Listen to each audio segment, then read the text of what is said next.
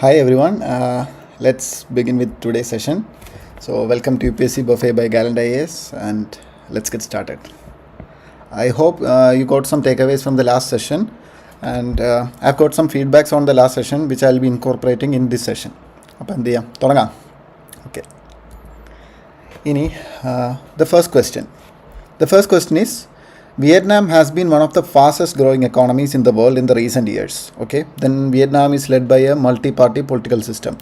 Okay, Vietnam's economic growth is linked to integration with global supply chains and focus. First of all, the issue with this question is, in most of the sets, this has been placed either at the front or at the back, which actually creates a very scary effect. We might know something about it, but given the question's length and the time it will take to read everything, we will be a bit dicey to attend this question. There is one risk for that. If you're reading it with a cool mind just outside the exam setting, you might think that there is nothing much factual to it. But this has got a very important psychological effect. In the actual examination, this particular question actually took a lot of time, even for many aspirants, including myself. So I just want to give you that heads up. Questions like these are actually simple if you really look at it with a cool head. But once you're in the heat of the examination, these sort of questions tend to be very difficult because you have a hard time processing things and eliminating the options. So pay attention to that. That's one thing. So we'll start off with reading each of the statements. And for a long time, Vietnam's low labor cost and stable exchange rate have attracted global manufacturers. Vietnam has the most productive e-service sector in the Indo-Pacific region. We might not know what exactly this thing means or what exactly the status of Vietnam. Is it the first or is it the largest or anything? We just have to use the available knowledge. This is where the multi-paradigmatic nature of the examination comes into play. We have heard about world history. In that we might have. I think most of you might have heard about Vietnam War, which is a very famous thing. So Vietnam War is there, and post that I think the communist government took over under Ho Chi Minh. So where there is a communist government and there is a takeover after a war, there is a good chance that those countries tend to be not truly democratic in nature. There will be elections and everything, but the kind of political system at play will be very less likely to be multi-party. So that's one thing that we can straight away guess from this question. So I would say that Vietnam is led by a multi-party political system. I'll be very skeptical, even though I don't know. Imagine I don't know anything and I have been out of touch with the current affairs. But the only thing I knew was Vietnam post the war, it was taken over by a communist regime. The North and the South Vietnam, just like the South Korea and North Korea. But unlike that, there is a consolidation across the country. So the entire Vietnam was brought under the rule of communist regime under Ho Chi Minh. So Vietnam, very less likely, even though you don't know in current affairs that Vietnam is a communist state, we know that these sort of things happened. So 2 can be eliminated on that basis. So I'll eliminate 2 so that I'll be eliminating the 2. So this leaves me with 3 options. Vietnam's economic growth is linked to integration with global supply chains and focus on export. That makes very much sense. You take about 2 countries in Southeast Asia. They have got the advantage of Southeast Asia and South Asia. If they have got a stable political setup, most of them will be having a good labor base, just like Singapore and South Korea, Japan in the past, China actually. And if they have got a stable political setup, they will have a good number of industries operating there because of their low labor cost, large labor base and low labor cost.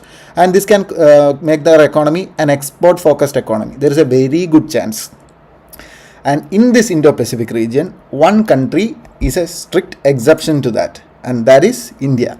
India, where our majority of the export comes from the service sector. So unlike us, most of the countries who transition from a primitive industrial setup, primitive economic setup to an industrial setup, most of them will be advancing towards manufacturing and export.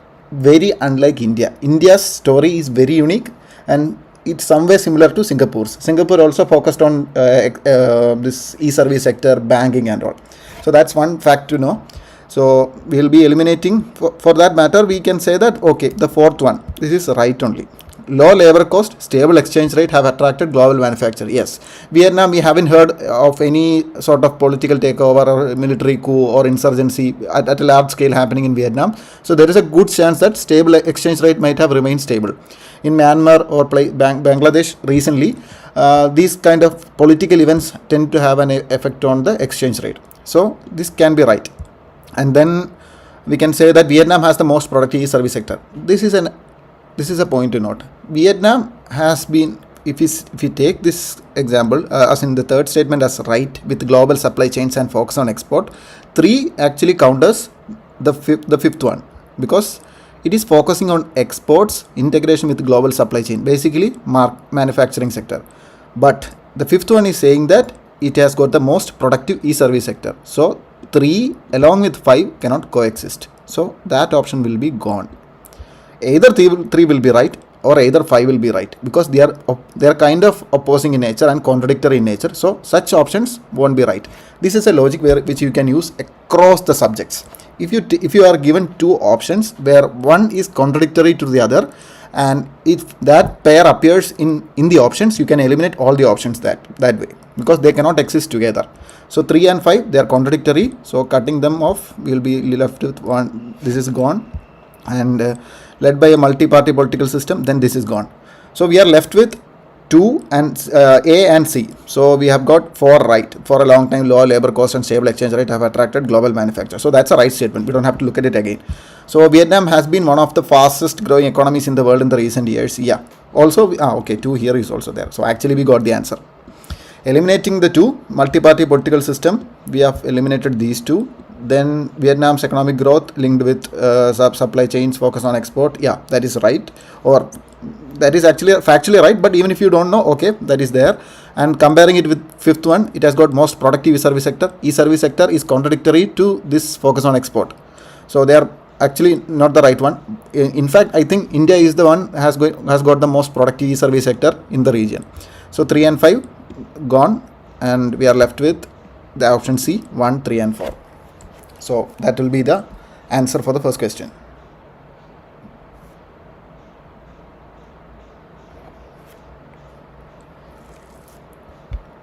Okay, then the second question, we will be considering this one. At first, everybody will think that this is a straight away question from asking from African war or whatever insurgency is happening there, because that's the trend usually. We will be asking about the happenings across the world, particularly in Africa, where there will be civil wars every year. And even right now, you know, the Sudan war is going, and you need to know what all places are there, what all places are mentioned, what sort of forces are in play, the rapid support force, the armed forces there, and Rwandan war with the DRC. You need to know such details. I'll get to that in the takeaway session. First, let's get to this question. Bidibidi is a large refugee settlement in northwestern Kenya. Maybe that we don't know. I don't know at least. Okay, but reading that and don't think that okay, it's directly asking whether or not you know Bidibidi. It's actually very famous, but even if you don't know, that's not an issue. Some people who fled from South Sudan civil war live in Bidibidi. Okay.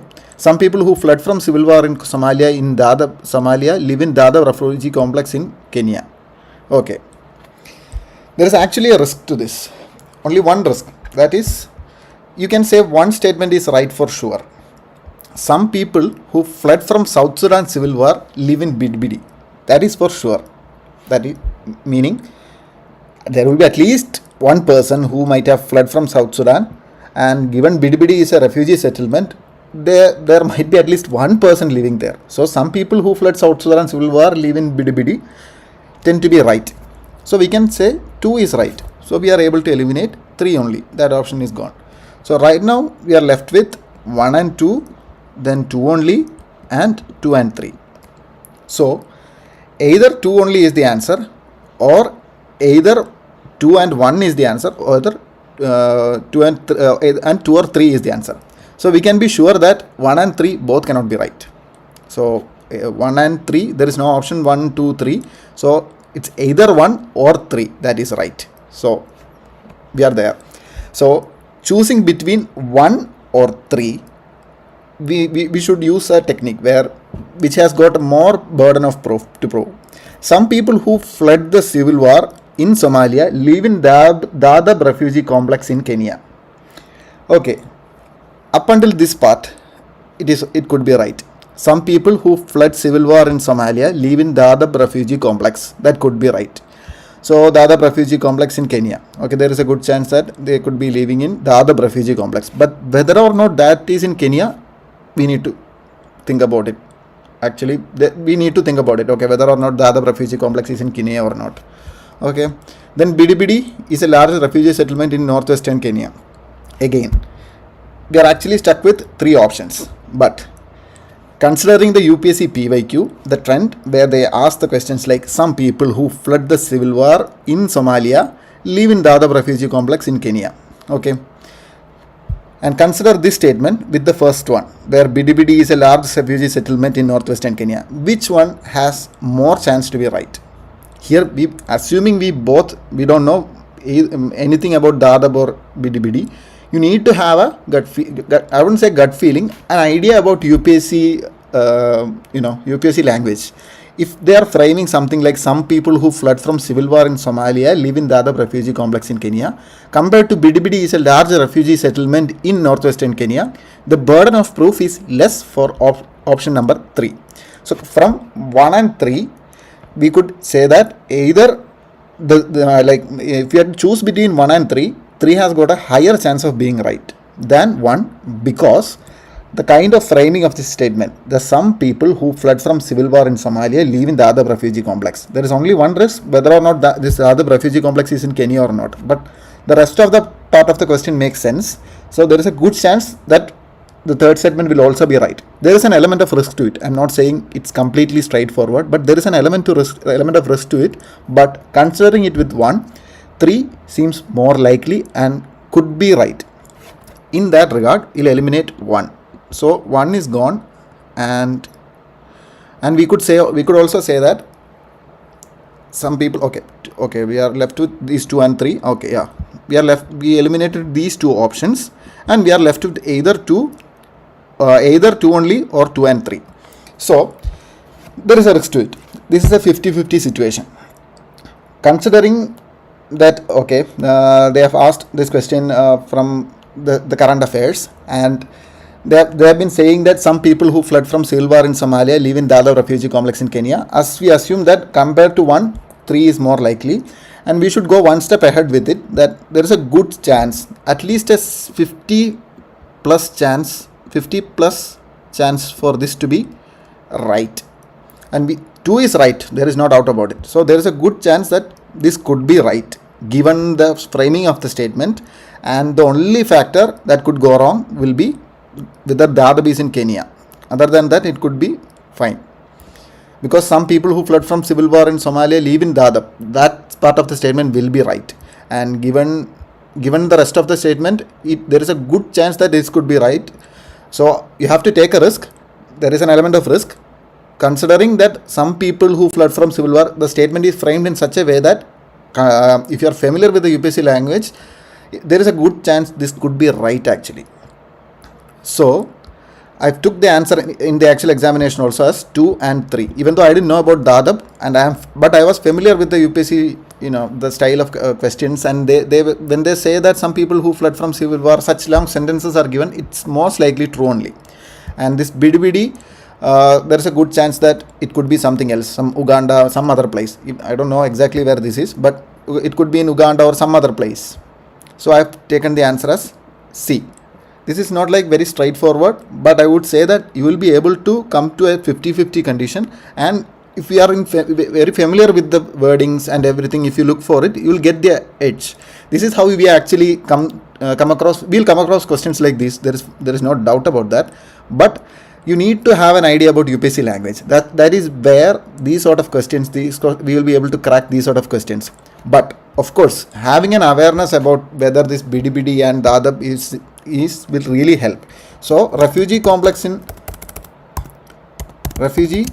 settlements in Africa is worth looking at. Look up. That is one thing. Then civil wars in Africa. especially Sudan, then DRC and Rwanda, and the groups involved like M23 rebels, etc. This might be asked in match the following. So look at that. Sudan, then there is South Sudan civil war is happening, then DRC and Rwanda war is happening. Then there are groups like M23 rebels who are involved in DRC Rwanda war. So have an idea, just go through this. There will be news in the international page every other day about wars in Sudan. Especially now it's a very hot issue. So war in Sudan you need to know, and places in Sudan also. Sudan and DRC, especially El Fasher, then there is Darfur region, etc. Look at these regions. Okay, have an idea about that. This will help you in the actual examination. So moving on to the next question. I hope I'm clear. Is there any doubt or anything? I haven't gotten any chat reply. Is there any doubt? Are you able to catch with this style of teaching? I'm just asking. If yes, give me a thumbs up. Okay.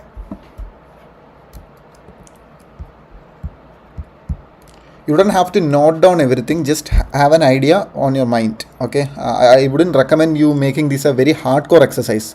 Just take it lightly but slowly. That's how we build the idea in ourselves. See, for example, the kind of things I have said, that familiarizing with the UPSC language, it will take time. It will be built upon slowly.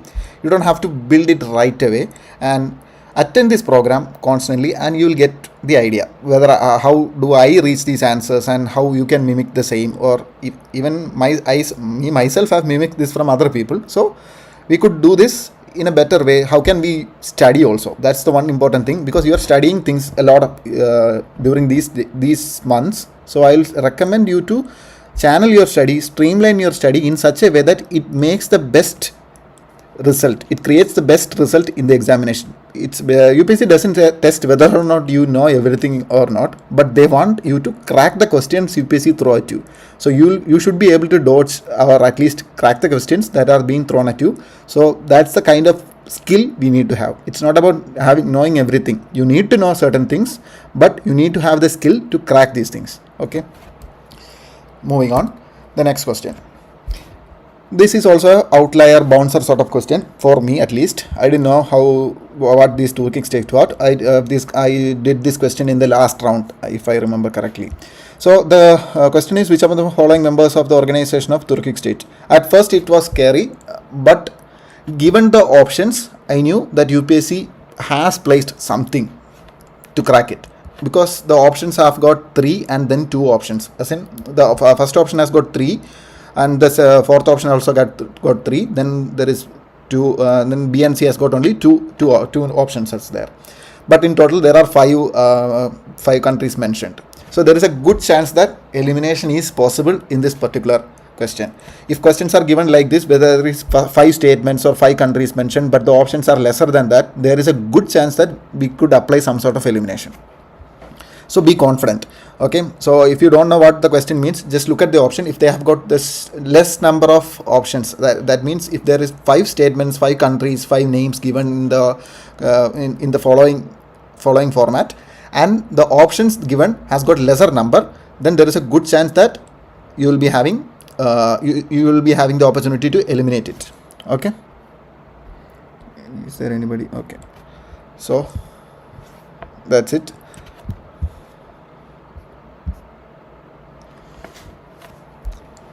We'll be solving this question. So which of the following above are the members of organization of Turkic states? So I don't know. Actually, I don't know the answer. But Turkic states means assuming what could be their quality, or what could be their criteria, or what could be their characteristics of a Turkic state. Imagine that, and you have an idea about Turkic state. We have got Turkish invasion in India. Even the Mughals traced their ancestry to Turks. And we know what Turkish ancestry or Turkish culture means, the Ottoman Empire, everything we know. So we have an idea about how their demography, religious backgrounds, or their cultural background will be. So compare that with organization of Turkic state.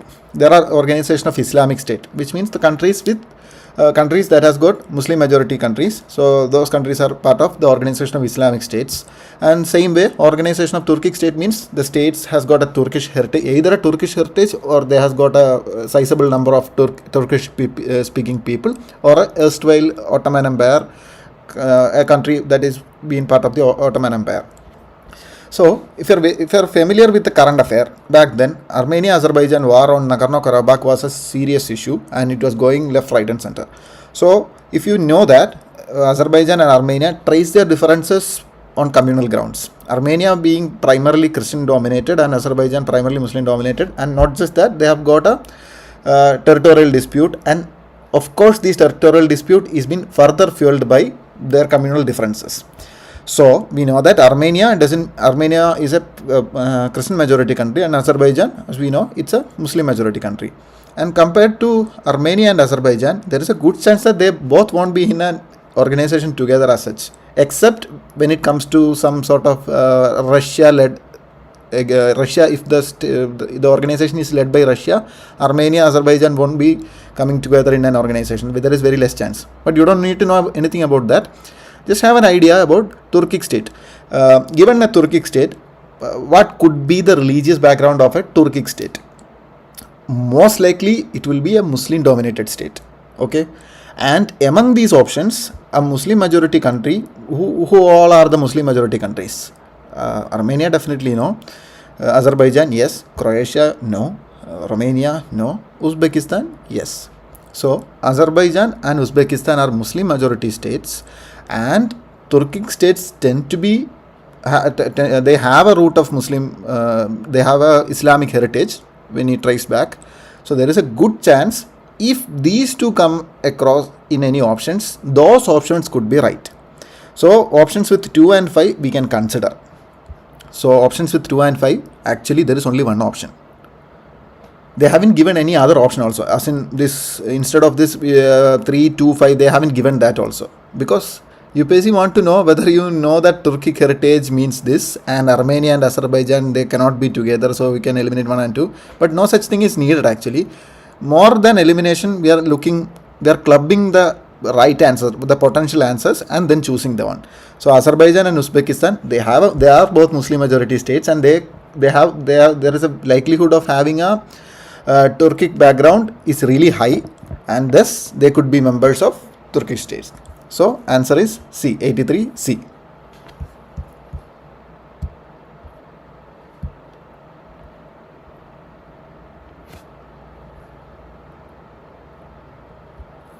Okay.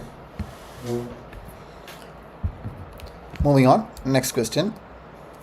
You don't need to learn, there is not much takeaway from this particular question, but just have an idea about NATO, G20. G20 is not that relevant, but NATO is relevant. And then SCO and our BRICS, especially when revamped when it's new members with Iran, Indonesia, UAE. You need to know BRICS and its new members. They may not be asking BRICS directly, they might be clubbing BRICS and SCO members, which all are the members of BRICS and SCO together. So that options will be difficult to choose, and it will take quite a lot of time. So learn SCO and BRICS and then have an idea which all countries are part of these two. So such an idea will really help. UPSC is going to ask questions like that. They won't be asking who are the members of SCO and BRICS alone. And also make sure that you have got the updated members info. These members tend to change. The initial announcement of BRICS included Saudi Arabia and Argentina, but they didn't sign the agreement, and instead UAE and I think Egypt, Ethiopia, Iran signed it. So have an idea and just go through their website and then verify and note it down. Okay, and that's about it. Use mnemonics, very important, otherwise it's going to be very hard. Mnemonics to learn, and last minute, do it in the last minute. Okay, you don't have to study the mnemonics first day itself, and questions like this can come in the test series, and even if you get it wrong, it's fine. Just use mnemonics to learn, and in the last months to prelims. not before that. No, that's not necessary. It can don't spend too much time in learning mnemonics. It's very easy to learn and it's very easy to forget. So learn it very much closer to the examination and then go for it. Okay, that's it. And which one of the following statements about Sangam literature in the ancient South India is correct? Okay, they're asking about Sangam literature. Fine, we have heard about Sangam literature and we have an idea about Sangam literature, but let's go to the let me go through the options. Sangam poems are devoid of any reference to material culture. Sangam poems refer to everything actually, material or non-material, tangible or intangible. They refer to everything. So there is this is a very straightforward, as in this is a very extreme statement if you ask me. Sangam poems are devoid of any reference to material culture, as in Sangam literature and the extravagance of the temples, such things are not very, those two things doesn't go together. As in the temple architecture, the Dravidian architecture thrived during the existed during the Sangam era, and even the architecture at that time was extravagant only, and they all have a Sangam base to it. And considering that there is no reference to material culture, this could be wrong. So there is, and being an extreme statement and also very unlikely, as in Sangam poems refers to a lot of things, and it could not just eliminate something like material culture altogether. So this couldn't be right. Okay, we can eliminate that. Social classification of Varna was known to Sangam poets. Okay, this could be right. Varna system was there even after the Aryan period. Varna system was there in the subcontinent, and whether or not they practiced, I'm not really sure whether or not they practiced, but the question is asking social classification of Varna was known to Sangam poets. Okay, even at least one of the Sangam poets knew, or any other reference of Varna will be given. There will be references, even though I don't know anything about Sangam or I haven't read about any book, but there is a good chance that the social classification of Varna was known to Sangam poets. There is a very high likelihood, but still, even if I'm not sure, I'll just leave it here. Sangam poems have no reference to warrior ethics. Sangam poems are entirely based on warrior ethics, if I must say. As in, the warrior ethic, the valor, everything is valued in that particular literature, and we have heard about everything like Nattukallu, Vadakirudal, everything. The one, even if a warrior who loses in a battle, he fast himself to death. That's in Vadakirudal, and those kind of things. So Sangam poems have got multiple reference to warrior ethic. So it's entirely wrong. Sangam literature refers to magical forces as irrational.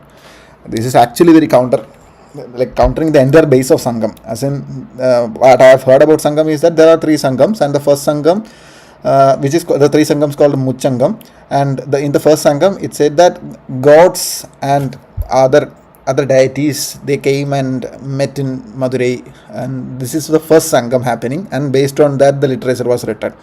So given Sangam has got many rational approach to some Sangam has got rational then warrior references here and across the literature, but there is a very less chance for a literature that is based on the idea that the first Sangam was attended by gods and deities to have a mentioning as magical forces as irrational. That is very unlikely, even if you don't know anything about that. Okay, you don't know about Muchangam or the first meeting. Just imagine a literature of that time, or of ancient time, mentioning magical forces as irrational. There is a very less likelihood that society was superstitious on current day standards. So there is a good chance that things they have written, especially the poems they write, the ideas they have, there will be an element of magic to it. They will be believing in magical realism or things like that. So magical forces they will be considering, and there is a good chance that they won't be considering it as irrational. That's also an extreme statement, and using that logic also you can eliminate this. So we are eliminating these 3 and we are arriving at this answer. So answer is B. And for this, have a picture about Sangam. As in, it's progressive, poetic, then artistically inclined, valor oriented. These are the basic things about Sangam. and learn few literary works. Okay, this is the takeaway. And once you will be Sangam is actually a very rewarding topic. For the past 4 years, I guess there will be at least one question about Sangam, and most of the answers can be solved without much knowledge per se about Sangam. Just have a broad idea about what Sangam could be, the behavioral aspect of Sangam or the traits of Sangam.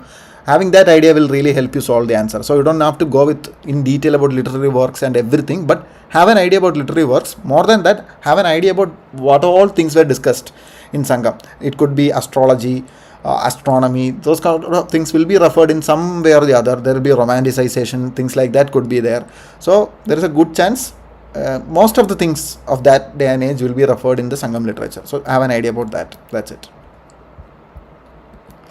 Then the next one, other than those made by humans, nanoparticles do not exist in nature. Okay, nanoparticles are mostly made by humans, or at least we discovered that particles could be made, or we discovered nanoparticles, or we would say that okay, we make nanoparticles. That's there. We are the primary producers of nanoparticles. That is there.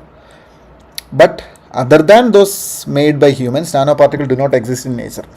Imagine in this world there are like a gazillion particles and the gazillion size and shape of organisms and everything existing. So in this nature, the chance of having a nanoparticle, something at the size of nanometer, being existing naturally, it's not zero. Actually, existing naturally is definitely not zero. As in, there is a very good chance that particles of all sizes could exist. All smaller sizes could exist. Something smaller than nanoparticles could also exist. As in we are actually conducting the particle science studies in the underground and above. We are experiencing or seeing particles that are subatomic levels. So this goes directly against that. In a nature which has got this diversity of an ultimate scale, having nanoparticles nanoparticles existing naturally in the nature is very high. So this is outrightly wrong. Nanoparticles of some metallic oxides are used in manufacturing of some cosmetics. Some metallic oxides, some cosmetics. It's very general. Just the burden of proof is very low, so it's right only. Then nanoparticles of some commercial products which enter the environment are unsafe for human. Yeah, it could be. So as in nanoparticles use some metallic oxide. So imagine a metallic oxide that has got some heavy metals which enter the environment could be unsafe for humans. Yeah, it could be. So one we can eliminate. We can eliminate one. Then that's it. Then 2 and 3 is right only. So option D. That's how we arrive at the answer. The only takeaway from this is carbon nanotubes. Okay, these are carbon nanotubes and Nobel Prize inventions or discoveries related to particles or electronics. For example, LEDs, diodes, etc. This is the takeaway. Other than that, you don't need anything directly from this. Carbon nanotubes, then Nobel Prize inventions or discoveries that year related to particles or electronics. That's the takeaway from this question. Okay, then the next one is DNA barcoding. Okay, DNA barcoding. I don't know what DNA barcoding means. Okay, we know DNA. Barcoding means coding the DNA into some readable format, maybe, because that's exactly what barcoding does. We are coding it in such a way that we could read some information from it right away. It's like labeling it using a barcode. So DNA barcoding means something, okay, information on DNA is being barcoded or something like that. So assess the age of the plant of animal. Okay, it seems likely. Okay, assess the age of the plant. Okay, DNA, comparing the half-life of some particular chemical in the DNA, we could be able to assess the age of the plant or animal. Maybe we might be distinguish among species that look alike. Okay, that's also possible because DNA is unique to each and every organism, so we can distinguish between species that look alike. Just the way DNA samples are being used to identify between persons or conduct the paternity or maternity test. So this is possible. This is very much possible. So 2 is definitely right. We can say that 2 is definitely right. Okay, so we are left with only 2 options then. Identify undesired animal or plant materials in processed food. Okay. Identify undesirable animal or plant material. Okay, see, if the DNA of that animal or plant is present in this processed food and we are using DNA barcoding, we might be able to identify it. So 3 could be right, 1 could be right, 2 is definitely right, and 3 could also be right. But the options 1 and 2 are gone. Now we are left with only C and D, and among that 2 is definitely right only. So given 2 is definitely right, which says distinguish among species that look alike. Which of the statement, whether it is 1 or 3, that is best aligned with this? This is the logic and approach you need. You need to identify among the 1 and 3 which is best aligned with the second statement. The second statement which is right, which we don't even know, we didn't have to do anything, we just have to deduce it, and the options itself is given, and 2 is definitely right. So distinguish among species that look alike. Okay, that is there. So if we are able to distinguish between among species that look alike and identifying undesirable animal or plant materials in processed food, we will be able to distinguish between things. That is there. But when it comes to assessing the age of the plant or animal, the distinguishing factor is not there. This could be done, but the option is not here. So since the option is not here, and since this option is here, so we all know 2 is right. There is a good chance, or actually in this case, it's 100% sure. This is one few options where we could actually choose it with 100% confidence, because 3 aligns perfectly with 2, more than 1 aligning with 2. So 2 and 3 makes more sense together, and this is the right answer. But if this question has been asked like 1, if there was an option called 1, 2, 3, this could have been a little bit more tricky, and we would have to work more on the elimination part. But UPSC has made this very simple. Made simple as in it might look simple this way, but in the examination it's difficult only. But I'm saying that they have given the option in such a way that they're testing whether or not you will be able to crack this question. Otherwise they would have given 1, 2, 3 option, which would have taken us to a different level, and we wouldn't be knowing much about. If you didn't know anything about DNA barcoding, it would be very difficult and time consuming to solve the question. So see, this is how UPSC tests you. They're not really testing the DNA barcoding, whether or not you know exactly what DNA barcoding means, but you should be able to understand. Okay, when you hear the term DNA barcoding, you should be able to understand what this means. That's it. Okay, moving on. The next question, it says, okay, this is actually a straightforward question, and often UPSC asks questions about big cats. Okay, big cats and their behavior. And these big cats you need to learn, and that's one thing you need to know. And also the big animals in the Indian subcontinent. Okay, so the big animals in the subcontinent, big cats, their behavior, IUCN status, distribution. This is often asked. These big animals include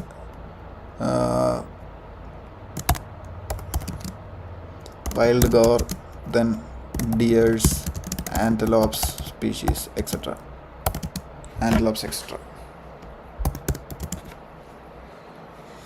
So this is a general trend that UPSC asks. That they have been asking questions about big cats, then big animals like Barasinga, the deer species like Barasinga, then antelope like I think Chinkara. Those questions will be asked, and then wild boar, questions like that will be asked. Elephant, yes, wild elephant is also there. So these animals have an idea about their distribution, their IUCN status, and their maternity nature. Last year, I think a couple of years ago, the question about elephant was asked about the maternity or whether the herd is matriarchal or not. Have an idea about the setup of their herd. Okay, that's one thing. So here the question is, lions do not have a particular breeding season.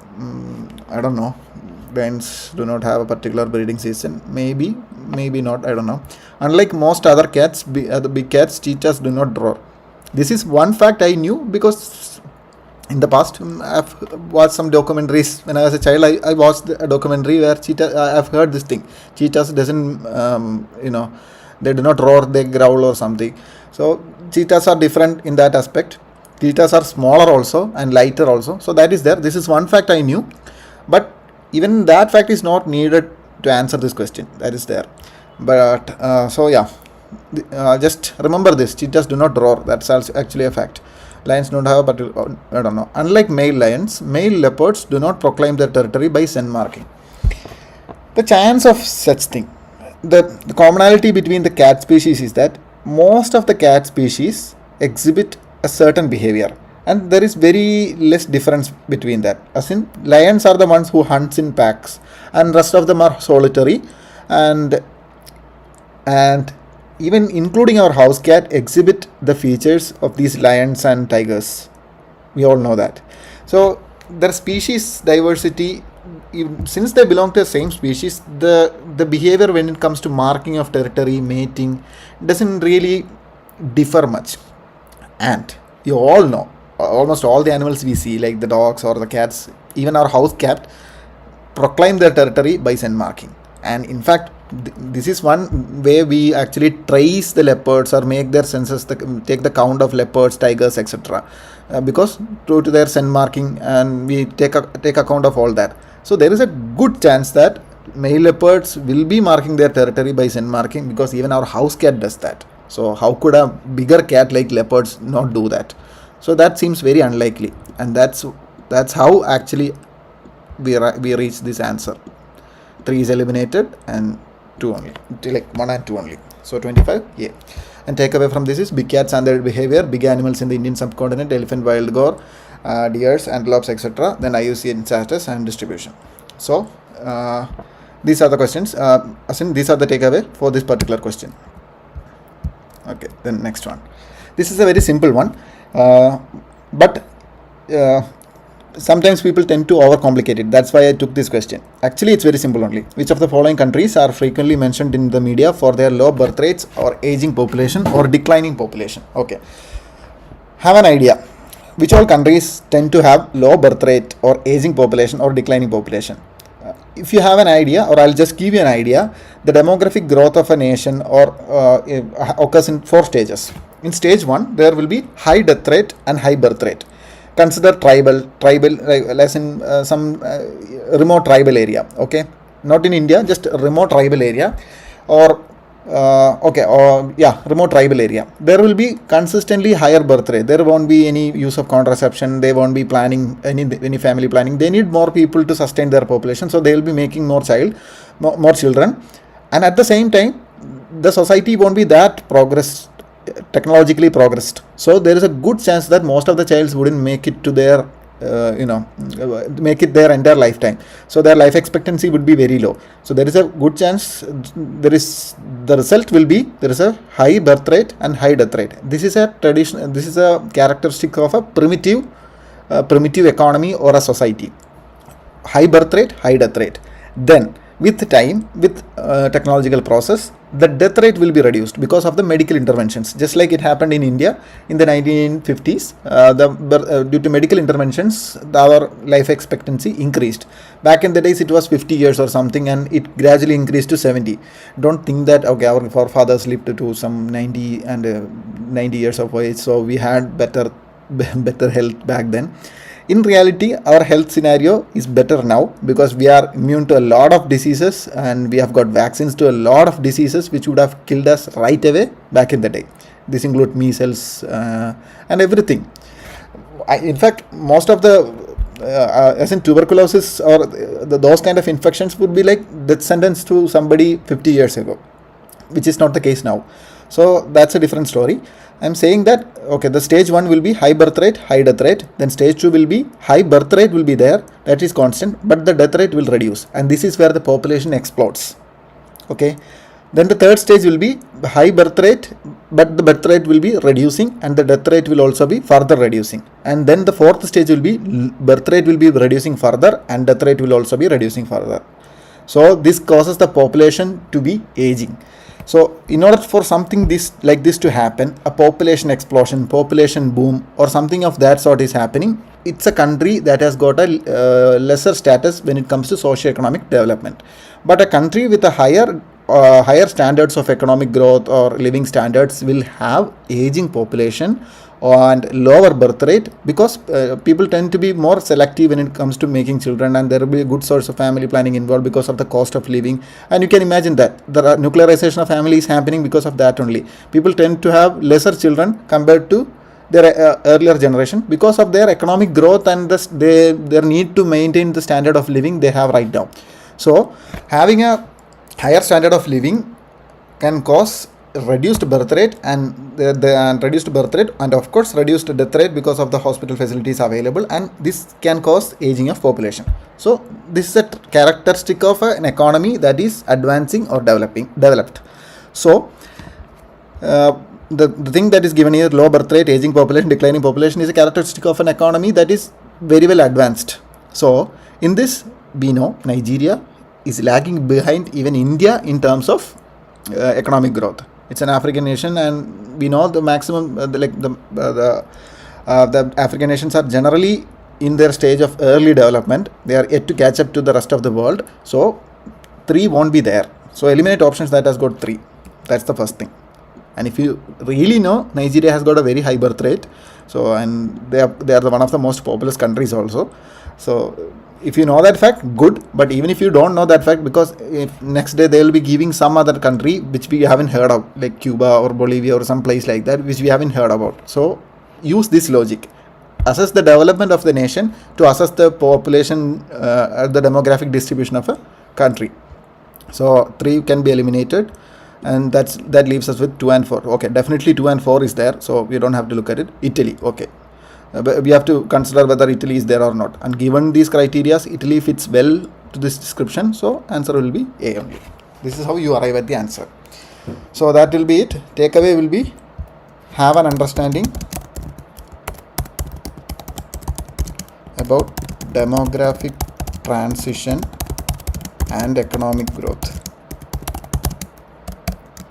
High birth rate and high death rate.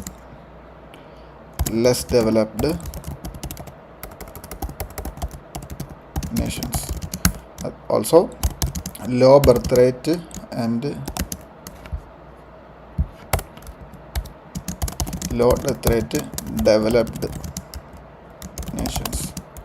Aging population. So use this logic and you will be able to answer the question even if the countries change. So that's one way to approach this question. So that will be it. We will be moving on to the main session. Okay. So we'll practice the mains question for now. The question is, what is the status of digitalization in the Indian economy? Examine the problems faced in this regard and suggest improvement. This is something very straightforward, very directly asked by GS3. Most of the in GS3 2023, most of them will be writing the answer straight away. But I'll tell you a few things to improve the answer and how to have an idea and how to make notes about it right now.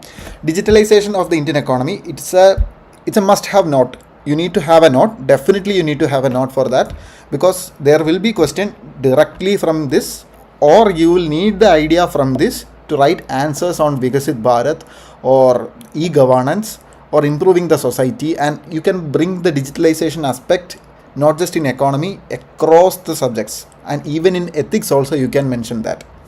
Okay, for faceless evaluation to address corruptions. So digitalization is something that has got a maximum benefit across the GS subjects. So make notes and have an idea about digitalization in general.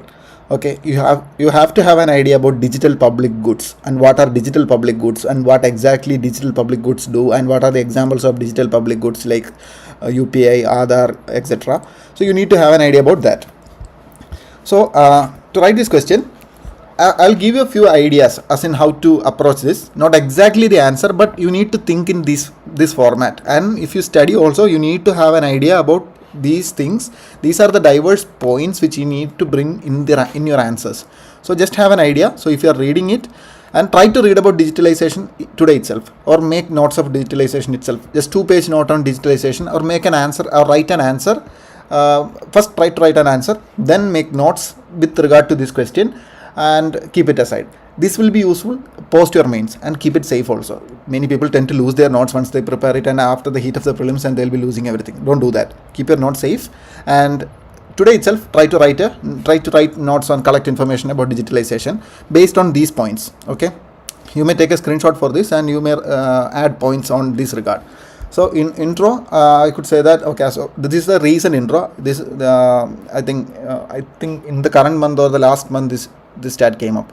As of 2025, 7 out of 10 Indians have access to internet. Global digital insights. This is how we address the first part. What is the status of digitalization in the Indian economy? That is asked, but it's not the main part. But it's a part that is explicitly asked. We need to address it. But the major part of the question lies where the examining the problems and suggesting the improvement. That is where the actual mark lies. If this is a 10 marker, the first, what is the status of digitalization, it holds maximum of 2 marks, and rest of the marks will be held by this examining the problems faced in this regard and suggesting improvement. So you have to focus on that, but don't miss this, because it's an explicitly asked portion. So address it. So I'll give this as an intro, and then I'll use a diagram and mention these points. Okay, these stats tend to change, so that's why I'm not asking you to just copy these stats and read it. These stats tend to change, and you need to have an updated information about that, but have an idea. So what's the status? When the status is being asked, I will say bank sector, then e-services, e-governance, then internet penetration. So those sort of things can be mentioned. Then next I would say I'll use a heading, that problem faced in this regard. I'll use the exact heading given in the question.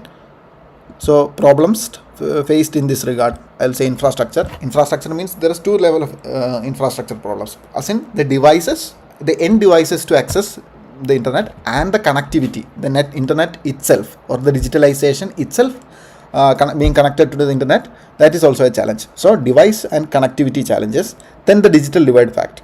Digital divide happens on 2 levels, as in rural and urban divide, and also amongst the population itself, as in some part of the population, the affluent class tend to have an easier access to digital services compared to the marginalized sections. Then the lack of accessibility, that's another point. Marginalized